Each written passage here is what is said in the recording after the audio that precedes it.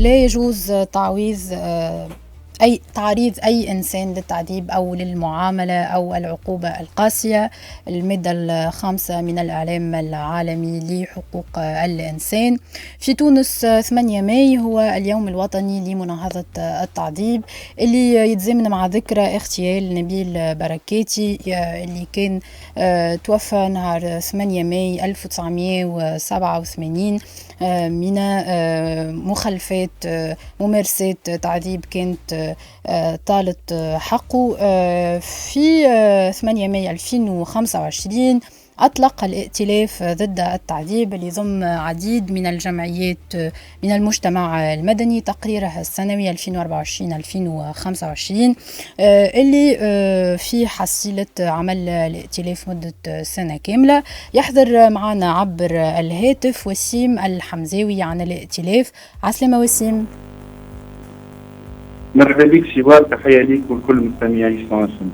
يعيشك وسيم، شكرا لقبولك الدعوة. وسيم، كنت تحكي لنا أولا على 8 ماي شنو هي الرمزية متاعو، وكنت نجم تعرف لنا بالائتلاف ومكوناته. باهي سوار، هو 8 ماي كما كنت تقول انت بالضبط هو ذكرى أليمة الحقيقة ترجع بنا ل 38 عام التالي وين تم اغتيال نبيل بركاتي تحت التعذيب في 8 ماي 1987 في كارفور. زاد 8 ماي هو عام على تأسيس الائتلاف ضد التعذيب. الائتلاف هذا هو شبكة ضمن مجموعة من المنظمات وجمعيات المجتمع المدني اللي هما الجمعية التونسية أولادنا، التونسية لحقوق الإنسان، برنامج سندع المنظمة العالمية لمناهضة التعذيب، جمعية أفريقية، الجمعية التونسية العدالة والمساواة الدمج، جمعية جلدة التهميش، ومنظمة أخصائيون الأدفينيون العالم. دونك الائتلاف هذا يخدم على مناهضة التعذيب كما اسمه يدل عليه. كنت أطلقت وسيم من نهار 8 ماي تقرير بعنوان الذاكرة الحية لعدالة لم تتحقق. كنت نجم تفسر لنا اختياركم لهذا العنوان وشنو المخرجات الأساسية من التقرير هذا؟ أولا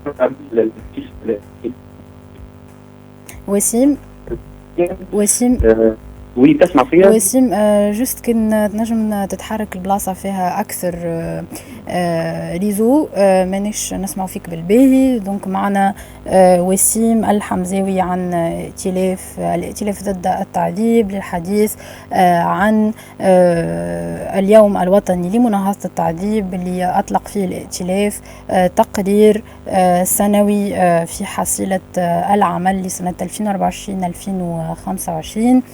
وسيم، مازلت معايا؟ الصوت واضح سيوارة؟ واضح وسيم. دونك وسيم، كنت تحكي لنا على عنوان التقرير اللي هو مرة أخرى ذكرى الحية لعدالة لم تتحقق. شنو إذا كان التقرير، إذا كان العنوان يحوصل محتوى التقرير، فسر لنا علاش اخترتوا العنوان هذايا وشنو أهم المخرجات من التقرير. باهي، هو كما كنت تقول أنت التقرير جاء في عنوان الذاكرة الحية لعدالة لم تتحقق. العدالة ما تحققش في قضايا تعذيب وسوء المعاملة لأني تواجه في آفة كبيرة وخطيرة جدا اللي تعطلها وتعيقها، اللي هي آفة الإفلات من العقاب. هذا يفسر واقعيا بغياب إدانات حول التعذيب في تونس. تقريبا نستحضر إدانة وحيدة منذ 2011، يعني ما فماش تعذيب في تونس يقول قال. أكيد مش صحيح، لأنه المنظمات والجمعيات اللي تكون الائتلاف تتلقى في عشرات الملفات والشهادات حول شبهات التعذيب، لكن نتعاملوا معها بجدية، مش كما معناها التحقيقات القضائية اللي غالبا ما تكونش جدية ونزيهة وتتسم بالبطء. نرجع معك سوار المحتوى التقرير اللي قسمناه إلى 3 أجزاء رئيسية، بهم هما حبينا نقدموا لمحة على ظاهرة التعذيب في تونس في الفترة الممتدة بين عام 24 وعام 25. دونك التعذيب من خلال المكان اللي يصير فيه، يعني التعذيب بين الأماكن السالبة للحرية وتعذيب الفضاء العام، والمقصود بأماكن السالبة للحرية السجون ومراكز الأمن ومراكز الاحتجاز إلى غيره. زاد التعذيب من خلال الأشخاص اللي يكونوا ضحايا الصف أول. هو نتفقوا أنه ما فماش بروفيل نتاع إنسان نموذجي نجم يكون ضحية التعذيب، لكن فما أطراف تكون في وضعية استضعاف أكثر من غيرها. زاد حبينا نتعرضوا للتعذيب من خلال أنواع وبين الاعتداء على الحرمة الجسدية، وكذلك التعذيب المعنوي من حرمان من الحقوق، تضييقات، معاملات قاسية ومهينة، وصم إلى آخره. وجزء هذا حكينا فيه زاد على التداعيات النفسيه اللي تواجهها الضحيه. دونك وسيم حبيت نرجع بيك سوار على المستوى معناها التزامات تونس الدوليه اللي هو تناولناها في المقدمه نتاع التقرير، كون راهي تونس مصادقه على اتفاقيه مناهضه التعذيب من عام 88، وبالتالي هذا يخلاها تلتزم او كون يتجرم التعذيب وتحمي مواطنيها منه في مرحله اولى، وتمكنهم من الضمانات اللي توصلهم للعداله في مرحله لاحقه. حظر التعذيب في تونس عنده اساس دستوري، لكن اساسا وهذا راه مش طرح نظري معناها نتاع رجال قانون، خاطر باش يهزنا زوج ثغرات رئيسيه. اذا تجريم التعذيب يلقى اساسه في الفصل 101 مكرر من المجله الجزائيه اللي عرف تدرج بعد الثوره ادخلوا عليه زوج تنقيحات، لكن للاسف ماهوش موائم لنص الاتفاقيه نتاع مناهضه التعذيب، وعدم موائمه التشريع الوطني الاتفاقيه الدوليه في التطبيق يثير زوج ثغرات كما قلنا. الثغره الاولى كون المشرع يحصر التعذيب فقط في انتزاع المعلومات. اذا منطقيا انتزاع المعلومات يكون في مراكز الامن معناها عند باحث البدايه، ففي اطار الاطار المكاني والزماني هذا خارجه ما نجموش نحكيو على تعذيب حسب المشرع التونسي، بالتالي ثم افلات من العقاب. كذلك المشرع يركز فقط على الميل العنصري ويغفل باقي اشكال التمييز.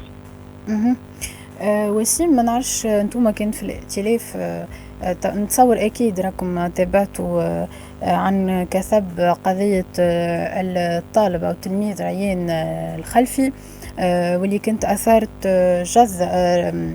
يعني أثارت عديد من المواقف وردود الأفعال وضجة كبيرة في الرأي العام. وكنا شفنا في بيان وزارة العدل اللي تقريبا يعني محتويه يقول أنه ما فماش تعذيب في تونس، والكلام اللي خرجت به المحامية النائبة عن الطالب أو التلميذ ريان الخلفي ماهوش صحيح. دونك شنو إجابتكم أنتم في الائتلاف، أو شنو رأيكم على القليلة عن طريق التقرير اللي كنتوا خدمتوه؟ هل فما تعذيب في تونس اليوم وسيم؟ سواء احنا قاعدين نتابعوا كغيرنا من المنظمات في الحادثه نتاع التلميذ ريان، هي لحد الان مازال شبهه والابحاث جاريه، لكن اللي نجم ناكدوه لكم كونه هو موجود الان في مستشفى الرازي. تبعنا للبلاغ اللي حطته وزاره العدل، وزاد تبعنا بيان الهيئه الوطنيه للمحامين، ثم تناقض كبير بيناتهم.